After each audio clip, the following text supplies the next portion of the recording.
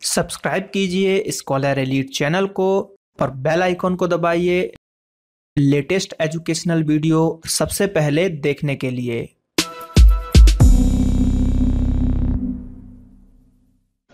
Hello दोस्तों, आपका स्वागत है स्कॉलर एलाइट में। मैं ब्रजेश आपको यहाँ पर आज जो बताने जा रहा हूँ ये हम सेकंड शिफ्ट यानी कि आज जो रेलवे का पेपर हो रहा है उसका सेकंड शिफ्ट का हम बात करने वाले हैं। फर्स्ट शिफ्ट के मैंने रिव्यू दिए थे, कुछ क्वेश्चन उसमें ऐसे थे कि जो शायद नहीं आए थे, ऐसे लोग बोल रहे थे, कमेंट कर रहे थे, लेकिन मुझे बच्चों के द्वारा जो है क्वेश्चन आए, मैंने वही क्वेश्चन आपको बताए हैं।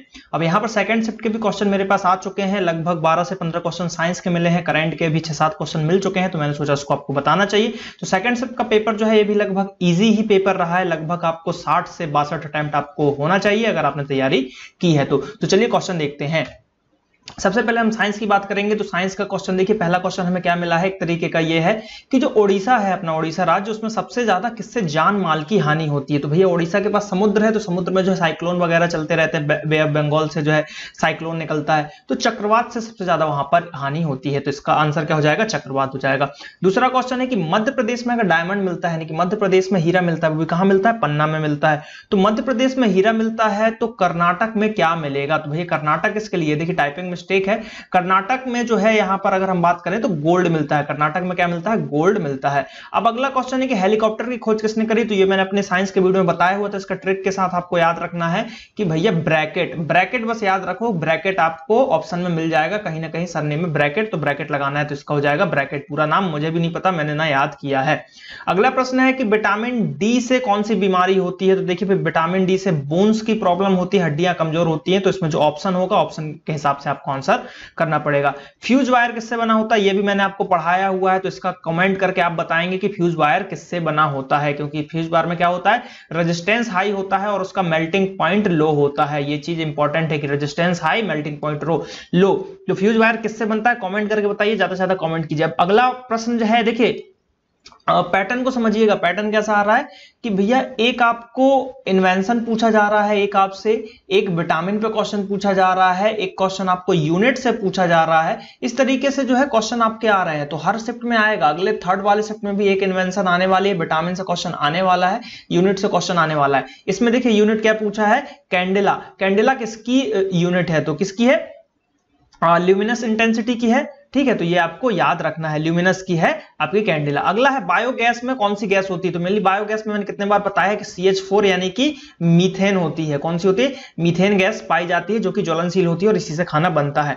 अब एक क्वेश्चन और 8 में पूछा गया, ये क्लियर नहीं किया स्टूडेंट ने कि आखिर क्या पूछा था, कि बर्फ का कितना हिस्सा पानी में होता है। अब ये नहीं बताया कि भैया जैसे ये गिलास है, गिलास में वाटर है, तो बर्फ का कितना हिस्सा पानी के नीचे रहता है कि ऊपर, तो मैं दोनों का आंसर बता देता हूं। ऊपर 1/10 भाग रहता है और पानी के नीचे कितना हो जाएगा, 9/10 भाग। तो इसमें से जो भी ऑप्शन होगा और क्वेश्चन जो होगा वो उसका सही आंसर होगा। अब हीमोफीलिया किससे होता है, तो देखिए हीमोफीलिया मेरी अनुवांशिक बीमारी है एक, जो अगर आपके परिवार में किसी को अगर होगी तो आपको भी होने की संभावना होगी।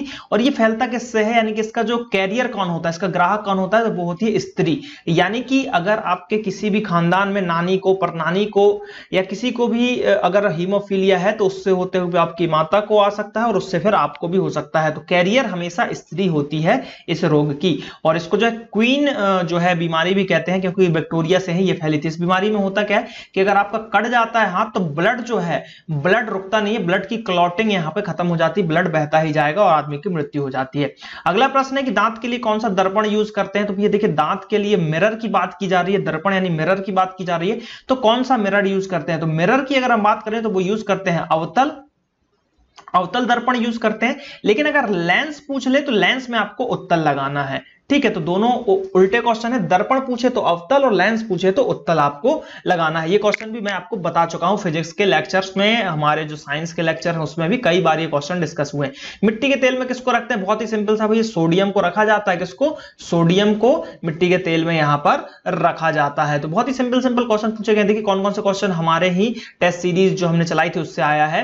विटामिन डी आया है, हेलीकॉप्टर का खोज आया है, फ्यूज वायर आया है, कैंडेला भी आया है, बायोगैस भी आया है, बर्फ भी आया है, हीमोफीलिया भी आया है, दांत वाला भी आया है और ये भी आया है। यानी कि आपके 11 में से लगभग जो है पूरे पूरे 9 क्वेश्चन हमारे आए हैं। अभी 11 है, 9 क्वेश्चन और अभी बाकी है, उसमें से भी कई क्वेश्चन हमारी साइंस टेस्ट सीरीज से पूछे जा रहे हैं। पिछले वाले पार्ट में भी कई क्वेश्चन हमारी साइंस टेस्ट सीरीज से आई थी, तो मैंने यहाँ पे आई बटन में लिंक दे दिया है साइंस टेस्ट सीरीज के प्लेलिस्ट की, आप उसको देखिए, पूरे 40 पार्ट देखिए, 40 आपको पूरे पार्ट मिल जाएंगे और आप उसको देखेंगे। चलिए अब बढ़ते हैं हम करंट अफेयर्स की तरफ। तो देखिए करंट अफेयर्स जो हमको मिले हैं, बाबा रामदेव के ऊपर पूछा गया था कि बाबा रामदेव जो है कहां के ब्रांड एम्बेसडर, ठीक है, क्या ब्रांड एम्बेसडर कहां के बनाए गए हैं? तो भैया हरियाणा के बनाए गए हैं और पतंजलि इनका ब्रांड है, तो ये इंपॉर्टेंट है, हरियाणा के बनाए गए। जीएसटी से क्वेश्चन आया था कि जीएसटी फर्स्ट कहां पर लागू हुआ? तो जीएसटी कहां पे लागू हुआ भैया फर्स्ट? तो ये लागू हुआ 1954 में फ्रांस में। कहां पे लागू हुआ? फ्रांस में जीएसटी यहां पर लागू हुआ। अब जीएसटी पे कई क्वेश्चन पूछ सकते हैं कि कौन सा संविधान संशोधन है, तो 101वां संविधान संशोधन है, कौन सा बिल संशोधन है,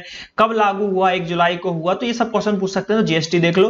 नागालैंड के गवर्नर, देखिए एक क्वेश्चन हम गवर्नर से पूछा जा रहा है, तो आपको कमेंट करके बताना है कि नागालैंड के गवर्नर कौन है। तो एक क्वेश्चन यहाँ पे पूछा जा रहा है गवर्नर से, आने वाले में आपसे किसी के भी एमपी का गवर्नर पूछ सकते हैं, दिल्ली का पूछ सकते हैं, कोई भी कहीं का भी गवर्नर पूछ सकते हैं यहाँ पर। अब सीएम बिलोंग्स टू राजघराना, एक क्वेश्चन आया है कि इनमें से कौन से सीएम जो है राजघराना से बिलोंग करते हैं, तो इसका ऑप्शन नहीं मिला हमको, ऐसे कई सीएम है अब, लेकिन ऑप्शन मिलता तो इसको जरूर हम सॉल्व करते। अगला प्रश्न है कि ओलंपिक 2016 कहां पे हुआ था? तो ये आपको पता है ब्राजील में हुआ था, रियो डी जेनेरियो ब्राजील में हुआ था 2016। तो एक खेल से तो एक क्वेश्चन आना ही है। अवार्ड से देखिए इसमें 2-3 क्वेश्चन पूछे गए हैं। दादा साहब फाल्के 2018 किसे मिला है? तो ये मिला है विनोद खन्ना को, याद कर लीजिए, दादा साहब फाल्के 2018 किसको मिला? विनोद खन्ना को मिला। फिर उसके बाद है दीनानाथ मंगेशकर, जो दीनानाथ मंगेशकर है, ये पुरस्कार किसको मिला? तो ये मिला है भैया 2018 का आशा भोसले जी को मिला है। किसको मिला है? आशा भोसले जी को मिला है। अब दुखम सुखम एक बुक लिखी गई थी और ये इसके लिए इसी जो है इसके लिए ये बुक है, तो इसको मतलब किसके द्वारा लिखी गई? तो ये लिखी गई ममता कारिया के द्वारा, ममता कारिया के द्वारा लिखी गई और इनको व्यास सम्मान भी मिला है, इसको व्यास सम्मान भी मिला है। ये क्वेश्चन भी आने वाले को थर्ड शिफ्ट में ही पूछ ले कि भैया व्यास सम्मान किसको दिया गया इस बार का, तो वो ममता जो है कारिया को दिया जाएगा। तो इस तरीके से जो क्वेश्चन इसमें बुक पूछी है आपसे पूछ लेंगे व्यास सम्मान किसको मिला, क्योंकि इन्हीं को व्यास सम्मान भी मिला है। तो लगा होगा 8 से 9 क्वेश्चन हमारे पास हमने करंट के डिस्कस कर लिए, तो ये क्वेश्चन आए थे, तो आई होप कि वीडियो अच्छा लगा होगा। अब थोड़ी सी मैथ्स की अगर हम बात करें तो मैथ्स में सेम पैटर्न रहा है, लगभग 2 से 3 क्वेश्चन आपके CISI से आए हैं, simple simple question, profit loss पूछ रहे हैं, 1-2 क्वेश्चन ज्योमेट्री से आ रहा है, मेंसुरेशन से आ रहा है। मेंसुरेशन से एक स्टूडेंट बता रहा था, मुझे कंफर्म नहीं है कि उसको, मतलब उसने पूरा क्वेश्चन लिखा नहीं है, उसको ऐसा बोल रहा था वो कि दिया गया था कि एक क्यूब है, ठीक है, एक यहां पर घन दिया गया है और उसका कुछ मतलब डायमेंशन दी थी, मान लो 15, 16, 17 कुछ भी डायमेंशन दी थी। उन्होंने बोला था अगर इसको हम पिघला दें, ठीक है, तो इसको पिघलाने के बाद हम कुछ मतलब कितने छोटे छोटे उसमें बना सकते हैं, कुछ इस टाइप का यहाँ पे पूछा गया था। तो अगर इसको हम काटें, स्क्वायर में काटें, तो कितने मतलब स्क्वायर इसके बना सकते हैं, इस टाइप से जो है क्वेश्चन पूछा गया था। तो ये पूरा क्वेश्चन तो नहीं पता, लेकिन मेंसुरेशन का क्वेश्चन है तो इसको आपको देख लेना है। जियोमेट्री से एक क्वेश्चन यहाँ पर आया हुआ था, जियोमेट्री से क्वेश्चन आई थिंक जो है उनने बोला था एक स्टूडेंट ने कि जो सर्कल है, सर्कल के ऊपर कुछ आया था कि उसका व्यास दिया हुआ था, यानी कि उसका जो है, और फिर कुछ निकालना था, इस टाइप के क्वेश्चन यहाँ पे पूछे गए। तो सिंपल सिंपल क्वेश्चन आ रहा है और बाकी अर्थमेटिक तो इजी ही आ रहा है। मैथ्स में 70+ स्कोर आप आराम से कर सकते हो अगर टाइम बचा लिया आपने। तो देखिए अगर मैं बात करूं तो देखिए मैथ्स में आपको 70 लाना है, रीजनिंग में आपको 20+ अटेम्प्ट करने हैं, सही भी करने। उसके बाद साइंस हो गया, तो साइंस में 15 आप आराम से कर सकते हो और करंट में 5+ आपको लेना है। तो आप टोटल कितना कर दोगे?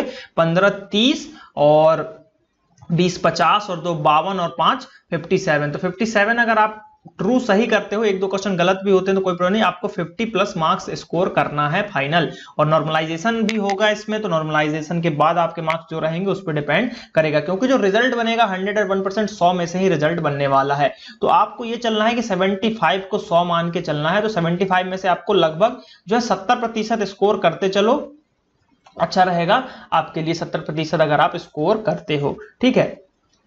तो आई होप कि वीडियो आपको अच्छा लगा होगा।